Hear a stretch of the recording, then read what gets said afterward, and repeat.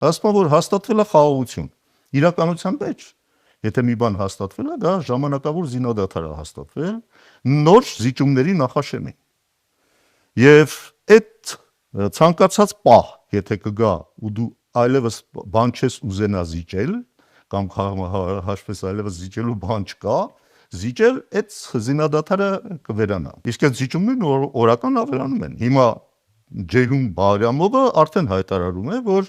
նաև Հայաստանը պետք է լիարժեք կատարի այն պատասխանատվությունը, ինչը ինքը ստացել է թրիպ կոչվածով։ Իրանց համար լիարժեք պատասխանատվությունը այն է, ինչ որ իրեն գնահատում են։ Թրիպը դա անունն է, թրիպ, բայց իրականում դա Զանգեզուրի միջանցք է։ Իրենց պատկերացած Զանգեզուրի միջանցք է։ Իրանք իրենց պահանջներից երբեք չեն հրաժարվել։ Եվ չեն հրաժարվել, իսկ ինչի՞ պիտի հրաժարվեն, երբ որ մենք ենք լեգիտիմացնում իրենց պահանջները։ Հասկանում եք ինչ խնդրի մենք առաջ ենք մենք կանգնած։ Ուրեմն սա ոչ թե խաղաղության հաստատման, այլ մեր պարտության ամրագրման գործընթաց է։ Մենք խաղաղություն ենք ստանում թուրքացման դիմաց, արևմտյան Ադրբեջան դառնալու դիմաց։ Այս է իրականությունը։